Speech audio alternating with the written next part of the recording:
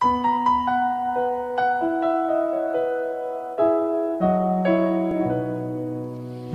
yang paling berharga adalah keluarga. Terus berjalan bersama Istana dalam yang paling indah Amoris Laetitia adalah ini dengan membaca ajakan Paus keluarga. Fransiskus yang berjudul Amoris Laetitia. Puisi yang paling bermakna adalah keluarga.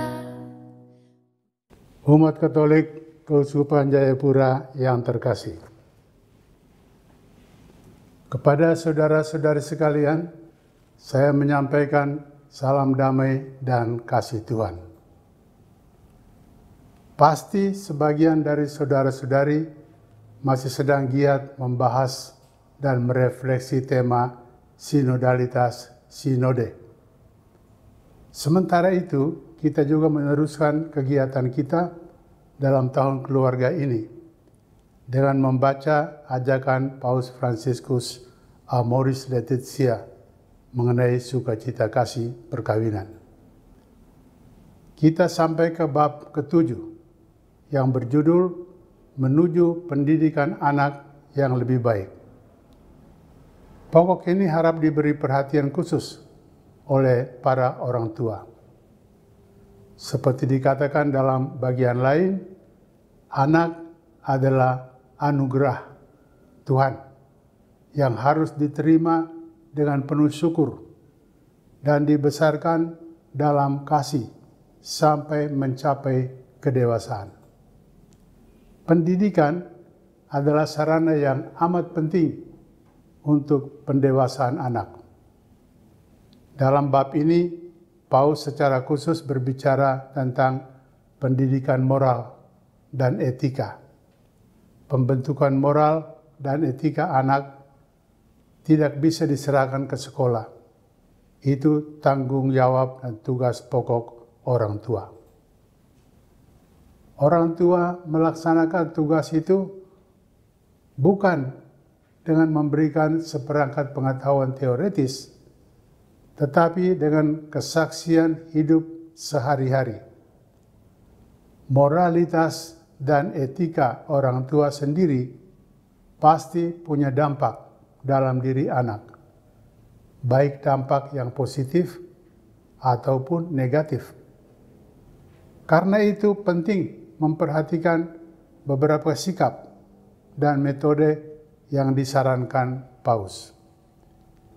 Yang pertama, harus ada waktu dari pihak orang tua untuk ada bersama anak.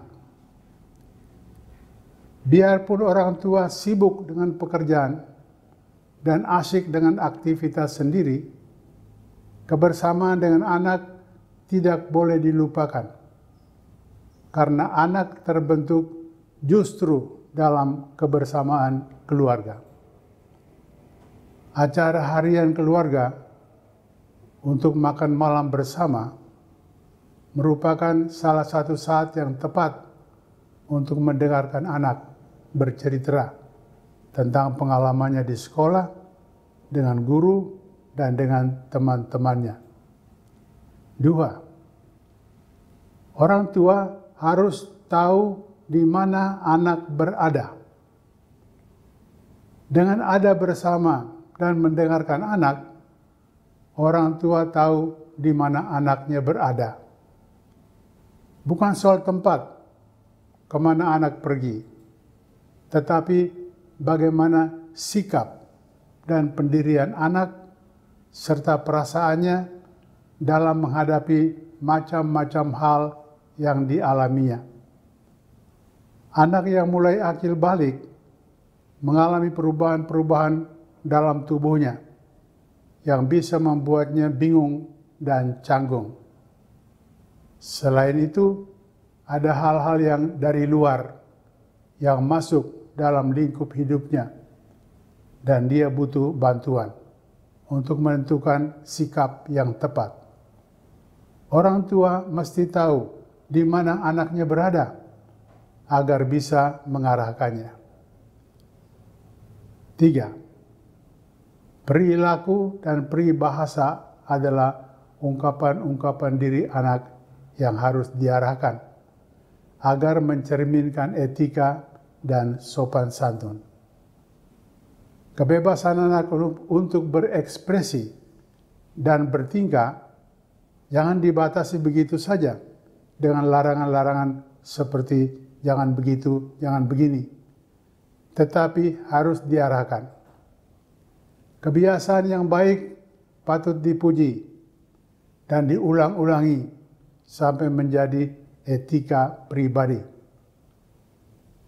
Komunikasi digital makin menjadi kebiasaan banyak orang, termasuk anak-anak. Maka jari-jari tangan pun perlu dipakai secara etis dan moral, agar tidak dipakai untuk menyebarkan kebohongan, caci maki, dan permusuhan terhadap sesama, tetapi untuk menyebarkan kebaikan. 4. Anak bertumbuh menjadi dewasa melalui tahapan-tahapan yang ada dengan sendirinya dan tidak bisa diloncati. Orang tua harus mengindahkan tahapan-tahapan itu dan mengikuti perkembangan anak dengan sabar. Kalau orang tua terlalu cepat mau mendewasakan anak dengan menetapkan berbagai disiplin dan aturan, hasilnya justru bisa tidak mendapat apa-apa, selain membuat anak patah semangat dan menjauh dari orang tua. 5. Moralitas seks perlu perhatian khusus. Praktek pemanfaatan seks di masyarakat begitu rupa sampai-sampai tidak ada lagi perasaan tabu dan sakral terhadap tubuh manusia dengan organ kelaminnya. Pendampingan orang tua pertama-tama dengan kesaksian sehari-hari melalui sikap dan kata-kata yang memperlihatkan rasa hormat pada tubuh yang mesti dilindungi. Orang tua harus bisa memberikan penjelasan yang baik mengenai seks sesuai dengan tahap perkembangan anak. Kemurnian tubuh harus disertai dengan kemurnian hati dan kasih diri sendiri dan kasih pada sesama sebagai ciptaan Tuhan yang harus dihormati. Anak juga perlu dilindungi dan melindungi dirinya terhadap orang lain. Mengingat bahwa di masyarakat kita dewasa ini, kekerasan seksual terhadap anak-anak amat banyak. Sudah ada undang-undang perlindungan anak, tetapi yang paling penting ialah menanamkan keutamaan kemurnian dalam sikap anak dan rasa hormat pada orang lain. Dengan perilaku yang pantas dan sopan santun dalam berbicara agar bertumbuh menjadi besar dan makin dikasihi oleh Allah dan manusia. Demikian kata-kata mengenai Yesus dalam Injil Lukas. Marilah kita terus berjalan bersama dalam kasih dan kerendahan Allah. Semoga Tuhan memberkati saudara sekalian. Putra-putri yang